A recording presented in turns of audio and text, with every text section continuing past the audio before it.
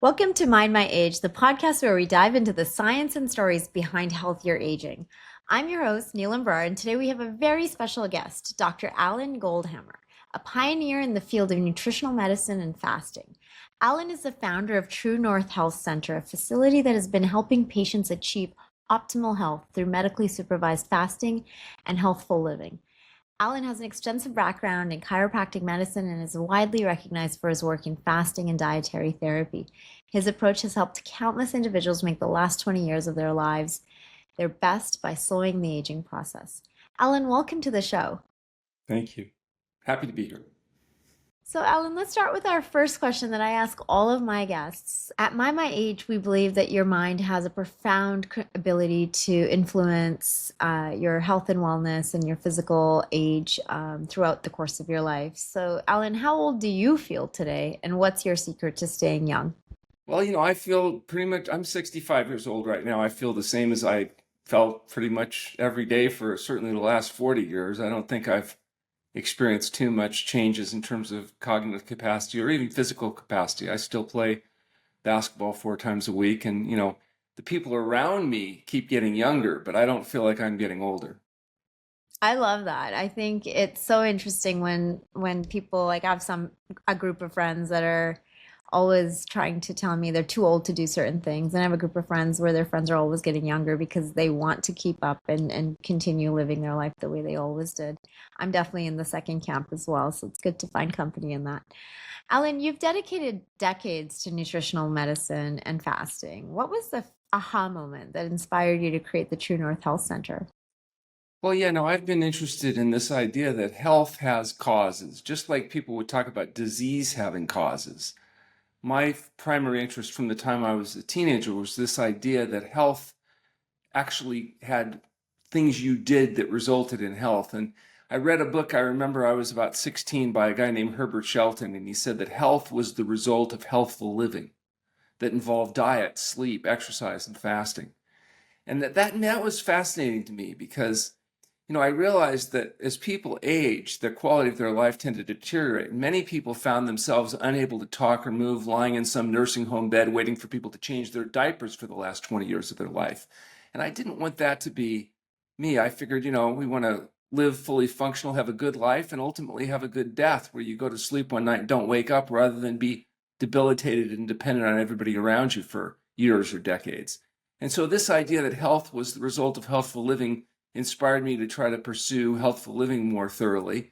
And then I actually decided that that would be a good way to spend all my time. I think, being on the spectrum, some kids get involved in dinosaurs or spiders. I happen to get interested in this idea of diet and fasting. And that's pretty much all I've done my life. I've been the director of the True North Health Center for over 40 years now. We've had, 25,000 people come through and do this protocol.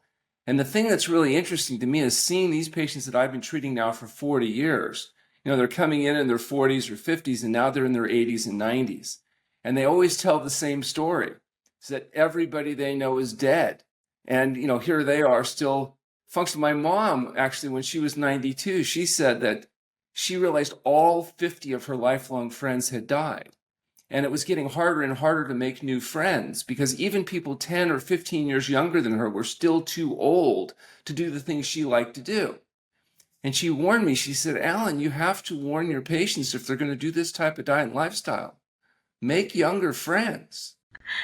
I think that's so interesting. Alan, like I'm Indian and fasting is something that we grow up with as part of cultural traditions through different holidays or even periods of religious uh, um, recognition. And my question to you is Western medicine's been a little bit not as quick to the take on fasting, and it sounds like you've been there for a long time.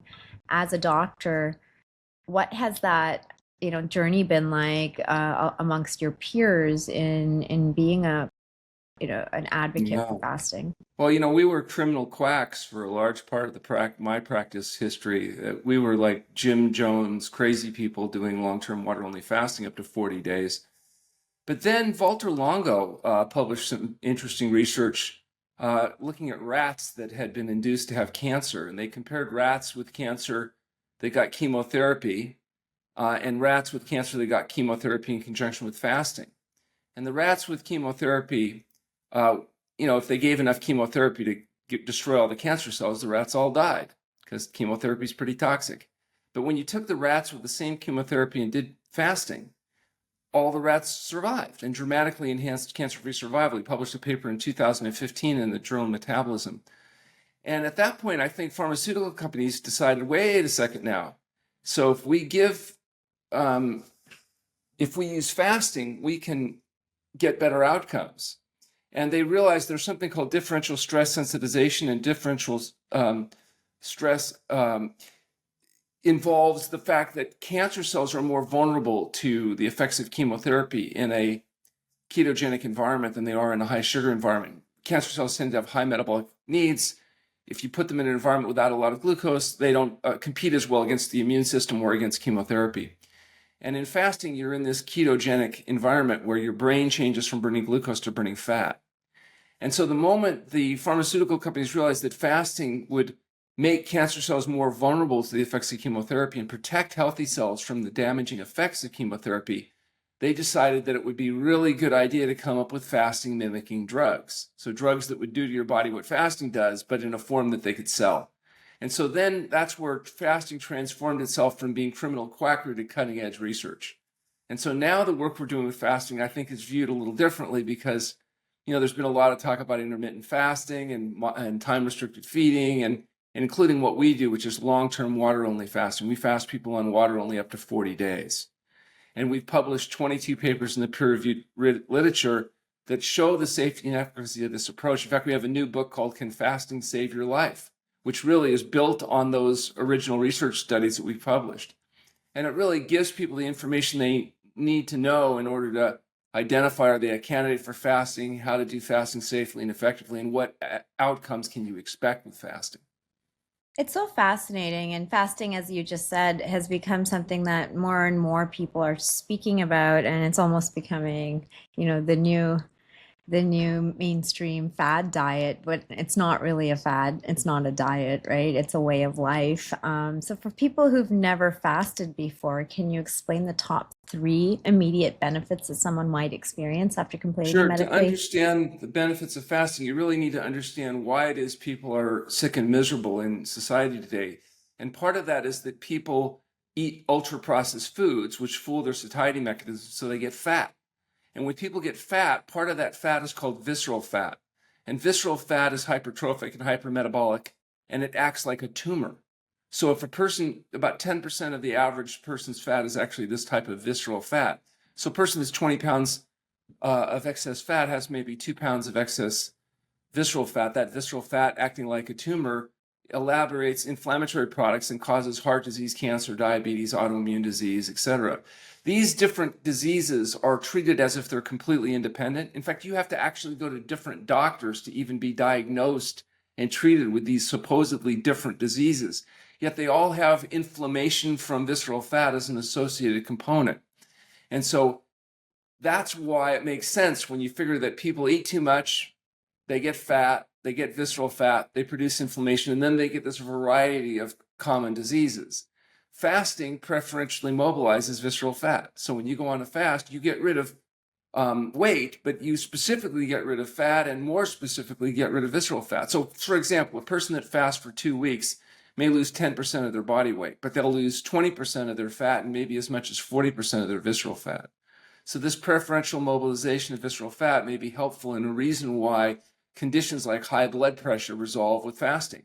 We had a study, 174 consecutive patients with hypertension, 174 people achieved normal blood pressure without medication. We have the largest effects that have ever been shown in published papers treating high blood pressure in humans.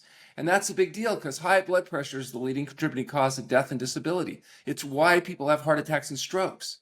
And the strokes are often the major contributing factor to the disability that get people locked up in nursing homes with ambulatory problems and cognitive problems. And so fasting can reverse a disease that under medical treatment, you're told you can never recover from. If you go to a doctor, they'll put you on blood pressure medications and they'll tell you, you will be on these drugs the rest of your life. And we guarantee you, you'll never get well. you will be sick the rest of your life. And these drugs will not resolve your hypertension. They will cause chronic cough, fatigue, impotence, and possibly death. But that's the best you can do because there's no known cause of essential hypertension. And yet we know that's not true. People that go on a whole plant food SOS-free diet, adopt an adequate exercise program, are able to reverse their high blood pressure. For those that have very stubborn hypertension, they can go through medically supervised fasting, normalize their pressure, and sustain it. We recently did a study with our colleagues from the Mayo Clinic, 29 patients with hypertension, 28 people achieved normal blood pressure without any medication. One patient requires 50% dosage medication. At 6-week follow-up, they're able to sustain it. At 1 year follow-up, 75% of the people were able to sustain their weight loss as well as normal blood pressure without medication. Now, granted, you have to have highly motivated people because they have to do dangerous and radical things like eat well and exercise and go to bed on time. But for those people desperate enough to be willing to do those kind of really radical behaviors, they can normalize their blood pressure, lose their weight, and maintain those results indefinitely. It's also true with type 2 diabetes, it's true with autoimmune disease, and it's true with some forms of cancer, including lymphoma. And we've proven that. If you look at our website, go to truenorthhealth.com and look at the articles. You can download the studies that are published in peer-reviewed journals yourself and see it is possible to do it. It's just difficult. And it's difficult because we live in a world that's designed to make us fat, sick, and miserable, not designed to promote health-promoting diet and lifestyle habits. It's so interesting because you're right. A lot of that information seems like common sense. Eat well, have exercise, sleep well. And it almost seems too good to be true if for most people, which is why everyone's looking for the magic pill. So for those of our viewers that are listening and are suffering from some of the diseases you've mentioned, what are some step-by-step tips that they should be incorporating into their day to start the process of being healthier? Sure. So diet's the result of, health's the result of healthful living, and that includes diet, sleep, and exercise. So sleep is an important issue. It's one of our most important activities. You want to go to bed early enough that you can wake spontaneously feeling refreshed. You want to sleep in a cool, dark, and quiet place. These are important components for sleep. Sleep stimulates the anabolic cascade of hormones associated with healing. If you don't get good quality and quantity of sleep, it's hard to heal, it's hard to maintain health. It's also hard to maintain a normal metabolism, which means, you're fatigued, you don't want to exercise, and that tends to contribute to weight gain, which contributes to visceral fat, which contributes to inflammation and makes you sick. Exercise. We're designed to move around. You need to do stuff to build flexibility, strength, and as well as endurance. And it doesn't take, much. Walking regularly, some flexibility, whether you do yoga classes or just do some stretching, and some types of resistance activity where you're lifting, bending, etc. So you build strength, you build flexibility. What you don't use, you really do lose. And one of the problems that happens as people sometimes age out is they stop trying to engage in activities, or they're so fatigued, or they're in so much pain from their diseases that they're not able to engage in normal activities. And as a consequence, they lose both physical capacities and cognitive capacities. And then diet. Probably the thing you have the most control over is what you shove in your mouth. And if you shove in your mouth meat, fish, fowl, eggs, dairy products, oil, salt, sugar, and ultra-processed foods, you will get fat and sick and die prematurely. That's kind of inevitable. And 72% of people in the United States right now are overweight or obese. So it means if you're not overweight, you're abnormal. So you don't want to be normal, you want to be healthy. Healthy people are not overweight. They don't have elevated blood pressure. They don't have elevated blood sugar levels. And they don't get lulled into the false concept that, well, that's just a natural consequence of aging. Okay, that's a facilitated consequence of aging unhealthfully. And you can reverse that by controlling what you put in your mouth. We advocate an exclusively whole plant food diet that's SOS free. SOS is the international symbol of danger, and it stands for the chemicals added to food that fool the brain's satiety mechanisms and allow us to get fat. And those chemicals are salt, oil, and sugar. Salt, oil, and sugar are not food. They're hyperconcentrated byproducts of food that are added back to food to make food taste better. And what tasting better actually means is more dopamine stimulation in the brain. Dopamine is the neurochemical associated with pleasure. The higher the caloric density, the more salt, oil, and sugar, the more dopamine is excreted, the more we like it. but it's a drug-like effect. And as a consequence, if we get a whole plant food diet that's free of added salt, oil, and sugar, then we stop fooling the mechanisms of satiety. We're able to not only not get overweight, we can lose the extra weight, get rid of the visceral fat, reduce the blood pressure, blood sugar levels, get rid of the joint pain, and hopefully function a longer and healthier life as a consequence. So diet, sleep, and exercise are the key. Our approach to diet is a whole plant food SOS free diet. So you might get up in the morning and have things like fresh fruit and greens and oatmeal. You might have salads and steamed vegetables at lunch and dinner with enough complex carbohydrates in the form of non-glutinous grains and beans so that you don't get too skinny. We include small amounts of nuts and seeds and other whole foods, but we eliminate the meat, fish, fowl, eggs, dairy products, oil, salt, sugar, and ultra-processed foods that make up over 72% of the calories that are consumed by people in industrialized societies today.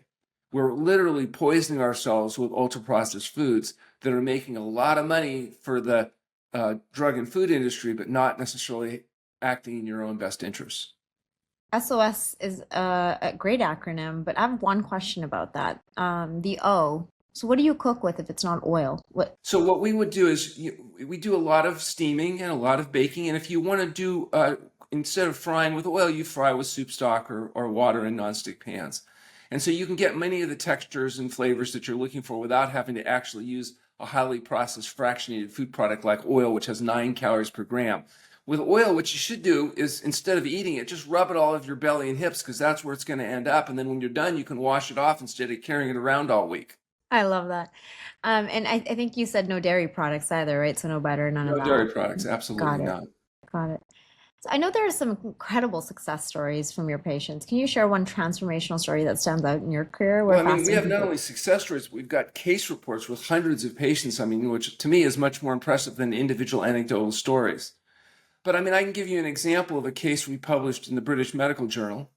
We had a woman who at the time was in her 40s. She had follicular lymphoma, which is a type of cancer involving upper and lower extremities. So she had large palpable tumors. She went to her doctor who told her that diet didn't matter, that she could eat whatever she wanted, that fasting, she was told, was criminal quackery. But nonetheless, she came in, she underwent 21 days of water-only fasting, and during that time, she resolved her tumors. We sent her back to the oncologist who did a follow-up CT scan and was amazed that, for a change, he actually got to see somebody get well. We published that case in the BMJ case reports.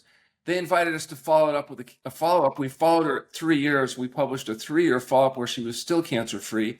And I'm happy to say we recently just published a case-controlled trial of a number of lymphoma patients, including her, and she has 10 years now, and whole-body CT still shows that she's completely free of cancer.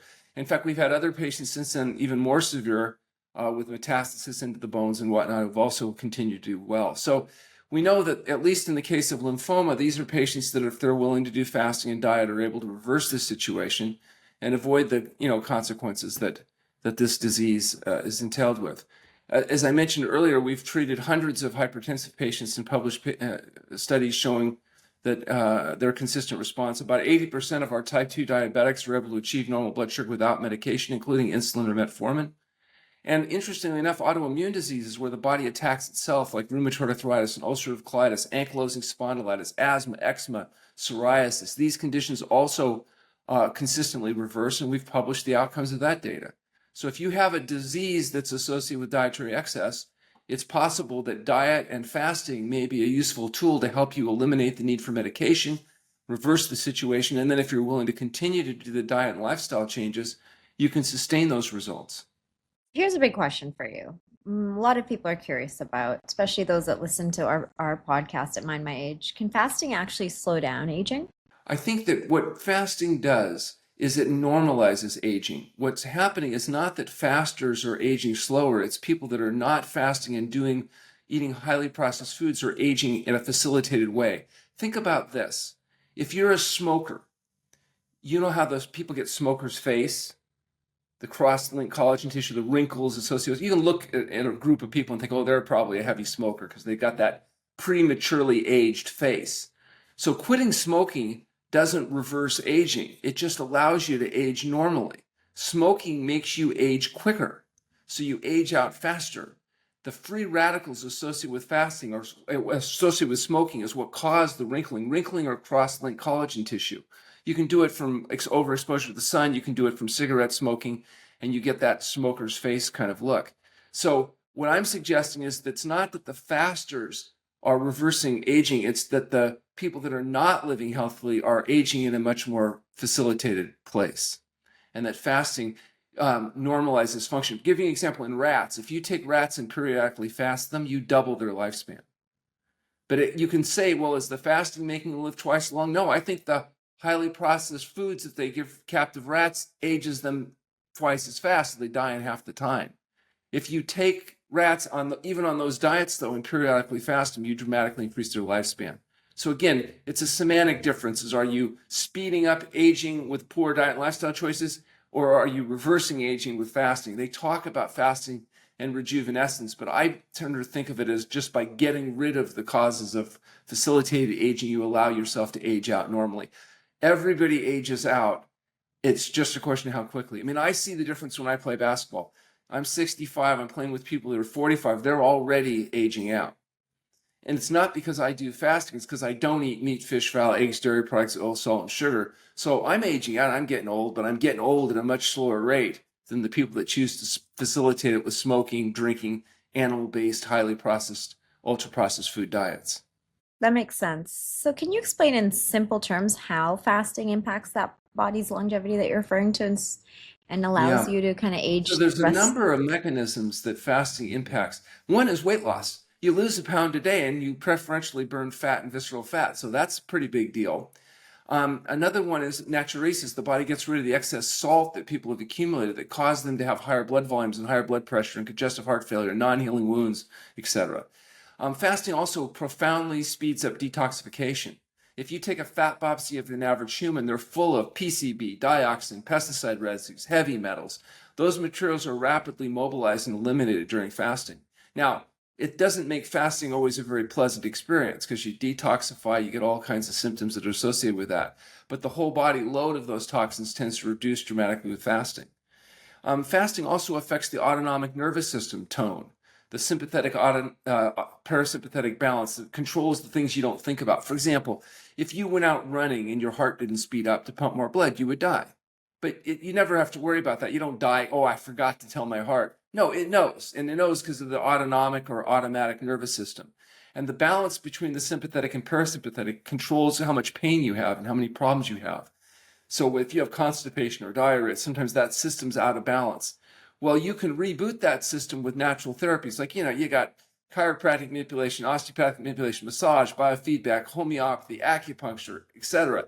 We have all these different systems, and the way they work is to the degree that they balance the autonomic nervous system. The most powerful way to do that, in my experience, is fasting.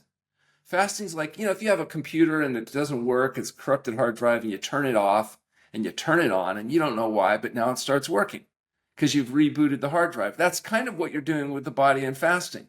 You're kind of recalibrating the gut microbiome, you're recalibrating the whole autonomic nervous system. And now a lot of things that weren't working right tend to work better. That's why after fasting, a lot of these problems go away. We actually joke amongst the doctors at the True North Health Center that you better treat people right away because if you wait till they're done fasting, there's nothing left to treat. Everything kind of sorts itself out. And that oftentimes happens, the chronic pain, the problems that everybody's busy trying to do therapies on, just kind of the body takes care of itself. So it's pretty good. So fasting has a number of different mechanisms, and we go into all of those mechanisms and the detailed pathophysiology associated with them in our book, Can Fasting Save Your Life? And it gives people the information they need to understand, how does fasting work? Is it good for them? Would it help them? It gives also the information their doctor needs to know if they're going to advise them in terms of getting through this process safely. Because one of the challenges of long-term water fasting is it's not for everybody. You have to really make sure you're a good candidate for that. People on medications, you can't fast on medications. You need to determine if you're a candidate for getting off those medications.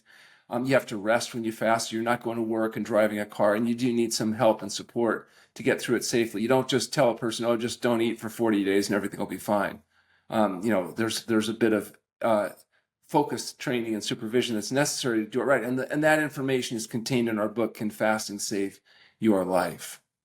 Doctor, if someone was to meet the qualifications of being able to fast and take on a 40-day fast.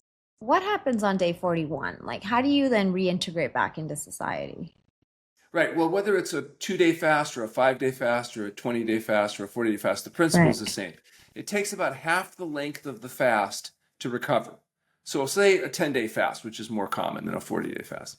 It would take you about 5 days to recover from the fast. You'd have one day of fresh, usually fruit, vegetable juices, one day of fresh fruit and vegetables whole. Then we introduce some steamed vegetables. Then we introduce some starchy vegetables. And we might introduce grains and legumes. And so you have 5 days of progressive refeeding where you carefully control the refeeding quantity of food because you want to avoid digestive problems or refeeding syndrome, which can be serious or even fatal. So it's important that refeeding be done in a controlled and careful setting. And that's really where most people make the mistakes. They do okay fasting, but then they'll too rapidly realiment, and that's where they can get into trouble. So Right. we really make a point of that. There's a very specific protocol we lay out in the book to show people, and the longer the fast, the longer the recovery phase. Now, we've done this 25,000 times with sick, old, and challenged patients. And everybody that's walked in has been able to walk out. We've never had refeeding syndrome. So, I mean, we know it can be done safely and effectively. In fact, we've published a fasting safety study where we actually did, using the common criteria for adverse events from the American Cancer Society, looked at every patient's symptoms every day for a period of 5 years and showed what all the adverse events are and how they can be identified, prevented, and managed. So we know it can be done safely, but it does have to be done according to protocol. So, what are the top three molecular changes that happen in the body during that fasting process that makes it such a In powerful addition tool? to weight loss and natriuresis, you'll get a normalization of the gut microbiome. Like, for example, if you look at the intestinal tract of an average human being, they have about 1 trillion creatures living in there. These are protozoa and bacteria and viruses, and maybe 5 pounds in bulk weight living in your intestinal tract. And these are living creatures that are eating and drinking and defecating inside you right now. And what they poo in you depends on what you feed them. And so if you feed them meat, fish, fowl, eggs, and dairy products, you'll have different organisms than the people that are on plant-based diets. And those organisms will have different poo. And part of their poo is going to be a lot of TMA, which is trimethylamine oxidase, which is very inflammatory and causes cancer and heart disease and other problems, which is why meat eaters have such higher rates of cancer than, say, plant eaters do on average. If you feed them plants, you're going to get a lot of fertilizer like vitamin K and other things that you're looking for. So our focus is not just affecting the body, but also affecting the organisms that live in the body.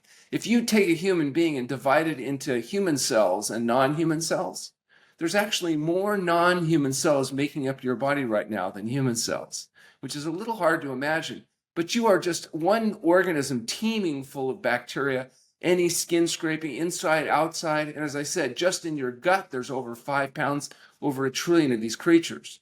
So your relationship with those creatures is very important. Fasting is an opportunity to recalibrate that gut microbiome. So people that are having problems with SIBO and other imbalances, maybe they took antibiotics, maybe they ate sugary foods or processed foods, and now they have a disruption of their microbiome, that can contribute to a lot of the symptoms that people are experiencing. Go on a fast, you reboot the gut microbiome, a lot of these problems heal themselves. Wow, that's fascinating. Like I cured my own rosacea in the last 6 months. For about 10 years, I was in and out of dermatologist offices and getting on like limited numbers of of drugs to put on my face, and nothing was working. And finally, I took to the internet and started learning about all of the bacteria that live in our face, and the fact that there's like little worms that live in your cheeks and they come out and they eat all the oil, and if they become off balance, that's what's causing the rosacea. And That's where you get so much problems with dairy products in teenagers, particularly with acne. They get so much improvement often when they stop the dairy products. it's so interesting, right? But and ever since I started thinking about my face having like little worms in it, I just changed my entire like approach to my skincare. And we hear so much about the microbiome, but no one's ever broken it down for me as like that's a bunch of animals inside of you defecating. Like it's just interesting now. I don't Yeah, think I'll what look they at poo in food. you is a big deal, you know. I don't think I'll look at food the same way anymore. So thank you for that. There's a growing interest in how fasting changes our taste perceptions. Can you explain why someone Yeah, might we start did a craving? study on that. We did a study on taste neuroadaptation, and there's once people are addicted to the artificial stimulation of salt, oil, and sugar, they won't like the taste of whole foods anymore. It's disgusting, tasteless swill. They can't imagine eating healthy foods. But when you fast, taste neuroadaptation changes, and we've actually shown that your minimum threshold to sugar and sweet changes, and the hedonic response to food changes. So after fasting, good food tastes good. And that's really a very helpful thing. So you get people that can't eat fruits and vegetables and things like that. After fasting, as you can imagine, don't eat anything for 2 or 3 or 4 or 5 weeks. Things taste different, and they do because you're actually getting a change in the taste neuroadaptation. So, with the growing usage of diet drugs like Ozempic that reduce the amount people are craving food and reduce the amount people are eating and kind of Well, let's be naturally. clear though, with Ozempic, it's reducing the amount of craving for ultra processed food. So when you're feeding people 70% of their calories from ultra processed food, you give them Ozempic, they will eat less ultra processed foods than they would if they weren't on Ozempic, and they'll get some weight loss. That's different though than putting people on a whole plant food diet where you don't have to reduce their satiety mechanisms because naturally the fiber and components of the food limit quantity uptake. People do not gain weight excessively eating fruits and vegetables and non-processed foods. So the advantage to Ozempic is people can keep eating their health compromising diet but have somewhat less fat for a while until the gastric motility problems come in or they end up with all the downstream health consequences of continuing to eat the greasy, fatty, processed food diet that made them sick to begin with. So they'll still be sick, but they'll be skinnier.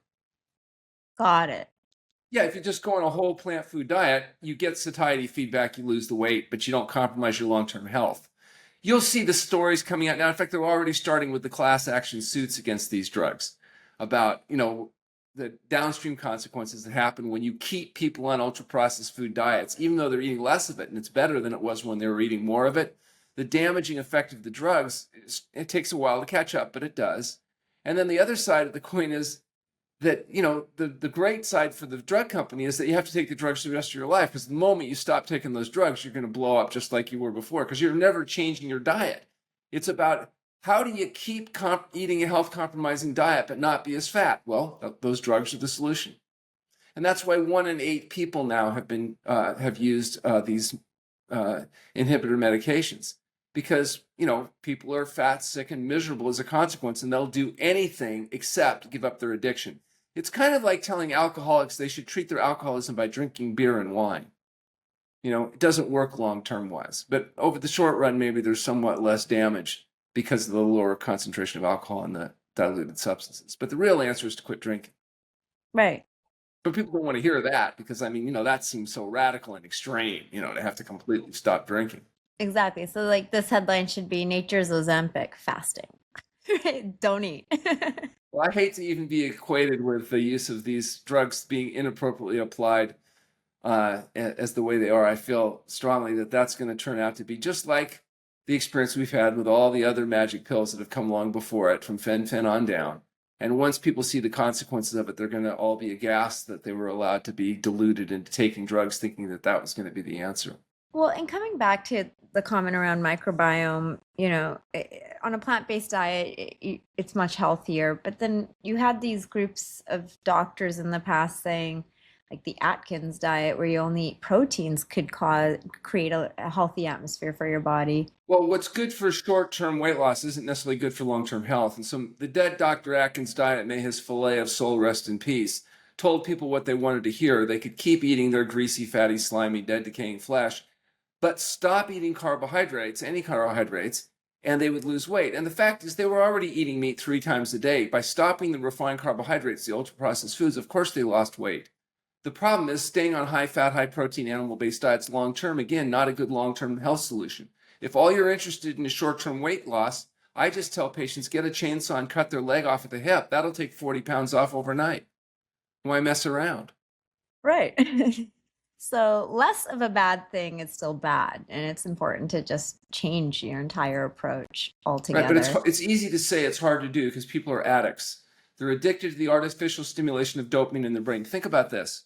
If you're an alcoholic and you go to an inpatient program and spend $40,000 for 30 days and then go to 90 visits in 90 days to a 12-step program, and you have family support, there's an 83% chance that you'll be drinking within a year. If you're a heroin addict and you have state mandated inpatient care, there's a 90% chance you'll be back to using heroin in a year. But if you want to lose 5% of your body weight and keep it off for a year, there's only a 5% chance you can do that.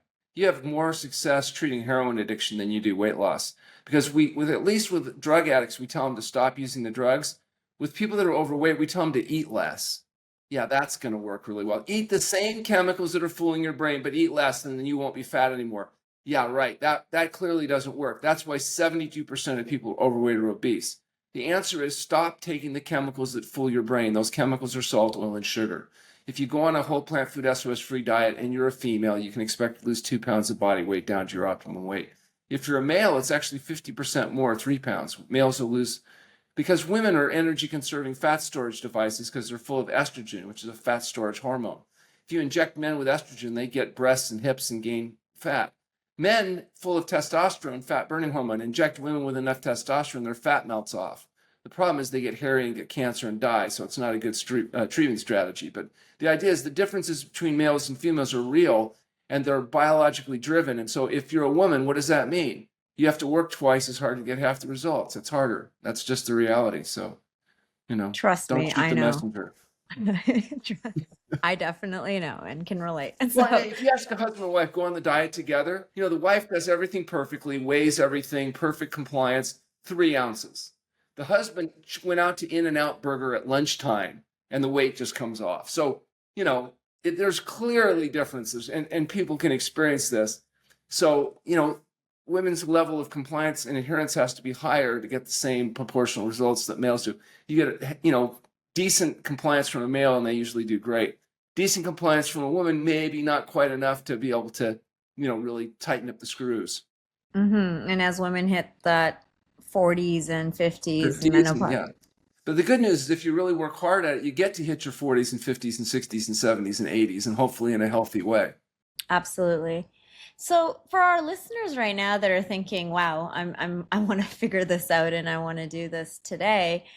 Like, what do you do when you open up your fridge? It's like, what do you keep inside of there? What do you Yeah. toss? Well, for a lot of people, they just got to throw it all out, donate it to the homeless shelter or something, and then go out and go get fruits and vegetables, get minimally, your non-glutinous grains, your starchy vegetables. You get some nuts and seeds, and you stock yourself up really good.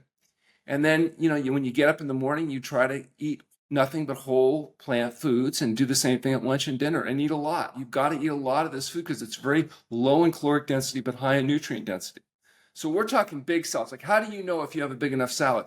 If you have a proper salad and you put it down at work, other people are going to walk in the room and go, "Oh my gosh, you're not going to eat all that, are you?" If they don't react like that, you didn't get a bucket. You didn't get a big enough bowl. So large volumes of low density foods will provide good satiety. You'll feel satisfied. You don't have to be hungry, but you'll lose the extra fat and the visceral fat and recover your health. And, that's really the key to the whole thing is eating a lot, sleeping a lot, and having enough energy to be able to engage in exercise and sleep. And what about like turning your vegetables into a smoothie? Do you think that matters? Is a good way to get all the vegetables? Well, the more you process food, the farther you process it, the easier it is to fool the brain. So I'd rather people trying to lose weight eat whole foods rather than blended up processed foods. However, let's say you're trying to gain weight or you're trying to feed kids to try to get enough calories in them so they won't have any room left when they get to that federally subsidized school lunch program at school where they try to poison them. So yeah, you might blend it up. You can get in stuff into their smoothie that maybe you wouldn't want to eat. Otherwise, you can get some vegetables in there and, just like soups and other things you can, there's some utility to those foods. But if you're just trying to lose weight, try as much as possible to just eat whole plant foods. So have fruit instead of fruit smoothies and have vegetables, and your carrot sticks and celeries and your jicama and your salad and your steamed vegetables. As much as possible, make that the bulk of your diet. Get enough carbohydrates in rice and beans that you don't get too skinny. Have a few nuts and seeds, and then leave everything else alone. The problem is almost everything everybody else eats is ultra-processed fractionated foods. Very true.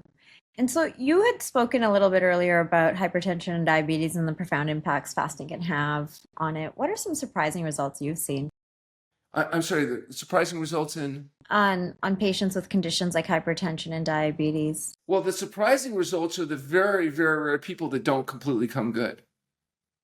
So, I mean, we'll go through hundreds of patients and everybody comes sick. In fact, the most common comment of our residents that are training here at the True North Health Center is, wow, I never saw people get well before. And they'll see, we'll have, right now we have 72 patients under care. We probably have 30 people with hypertension. And so far, all of them have come good. It's very rare. Only about 1% do you run into something. And usually it's because there's secondary hypertension that hasn't been properly diagnosed or something. Right. It's like weight loss. What percentage of people that undergo water-only fasting lose weight? Well, so far, over the 40 years I've done this, 100%. The laws of physics and thermodynamics tell you if you don't eat, you're going to lose weight. It's very predictable. Same thing with blood pressure, same thing with blood sugar, same thing with joint pain. It's just how it is. Even smokers, by the second or third day of fasting, they usually report no cravings and no withdrawals. And people say, yeah, because they're probably so miserable from fasting, they don't think about the cigarettes. But that's not true. It's just the whole metabolic process is sped up. So it's a good way to break bad habits. It's a good way to neuroadapt, as you mentioned earlier, to the taste of whole natural foods. It's a good way to give your gut a chance to reboot the microflora. It's a good way to detoxify. And all of these reasons we use fasting are because of dietary excess.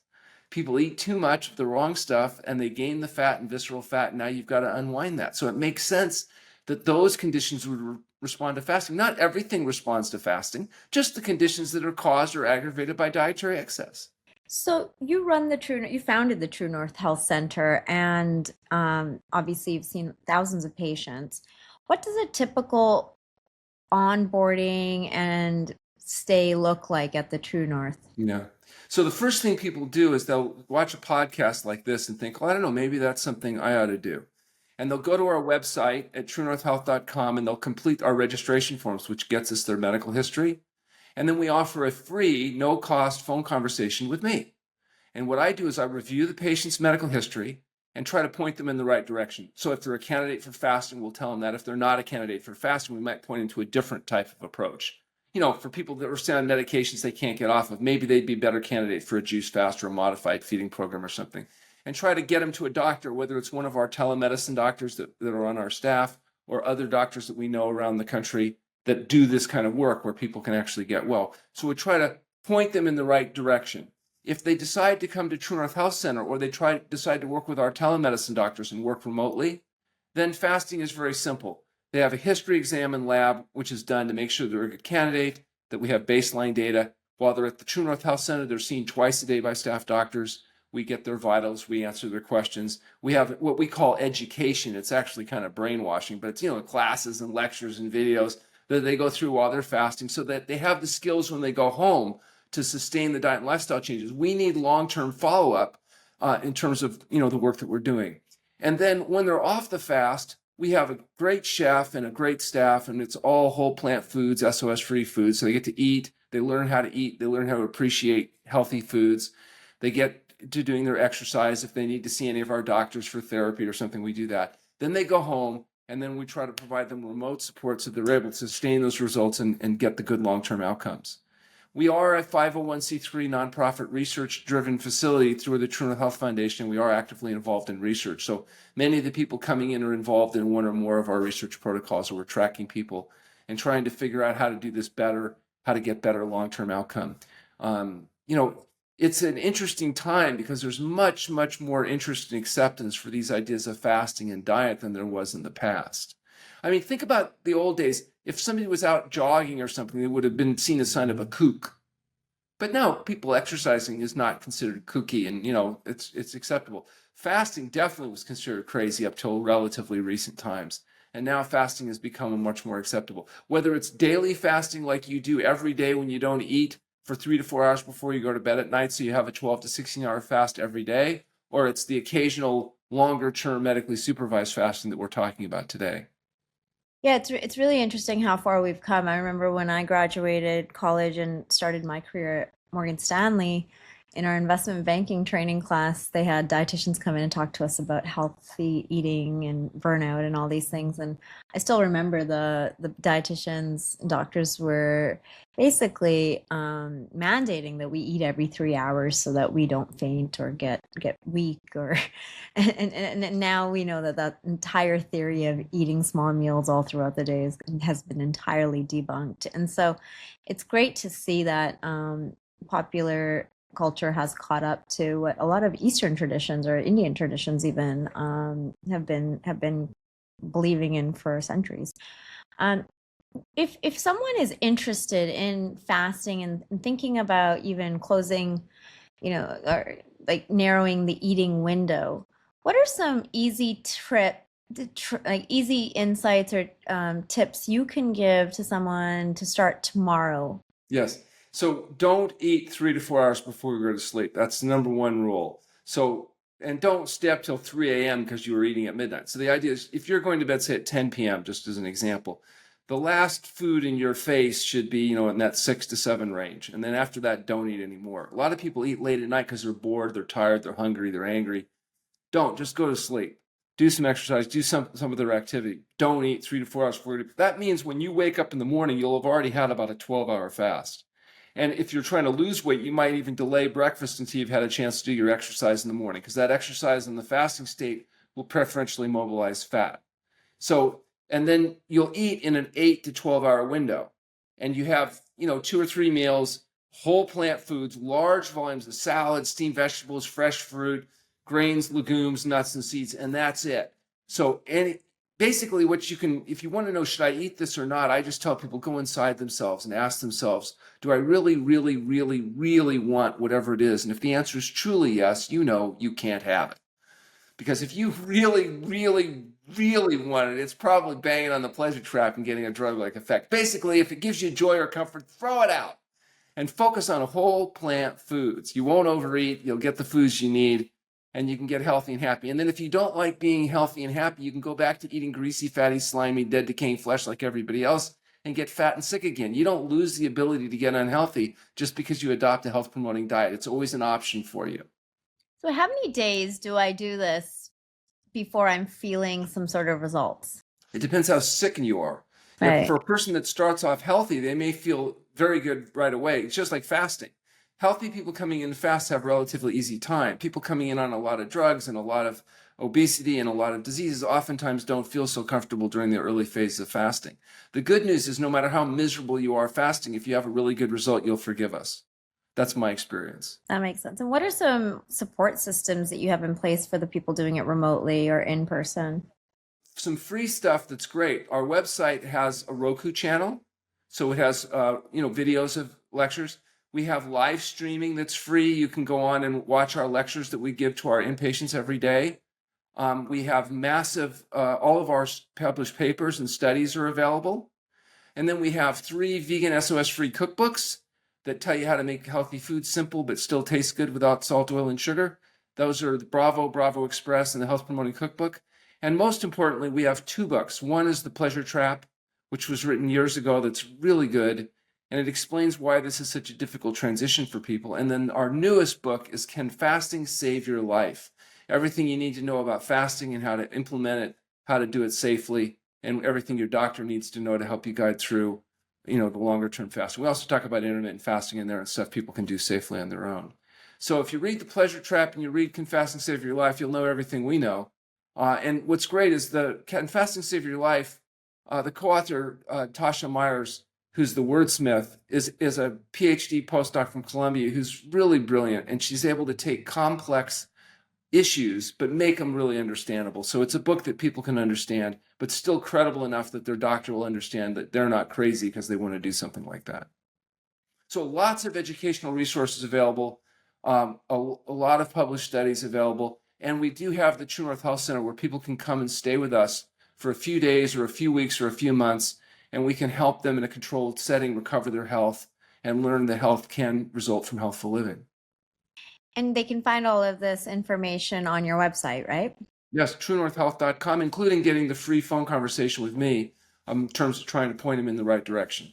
Perfect. And final question, what's next for fasting and nutritional medicine? Like, what are some exciting research projects you're currently So working we're on? working with a large HMO on a prospective study where we're trying to show that fasting can be done, scaled, and that, it can be done safely and effectively remotely. So, we have some very ambitious projects we're trying to put together to make fasting more available to people. And, we've been very successful in publishing some of these trials. This will be the first RCT, that is random controlled trial, showing that fasting can be done both safely and effectively. So we're excited about that. That's awesome. Alan, thank you so much for joining us today and sharing your incredible insight. It's great to just hear about the power of fasting, and your passion and knowledge around nutritional medicine is truly inspiring. For our listeners, be sure to check out True North Health Center for more information on how fasting can support a healthier, longer life. Remember, we age with purpose and intention. Your best years are ahead, so do subscribe below if you've enjoyed this podcast.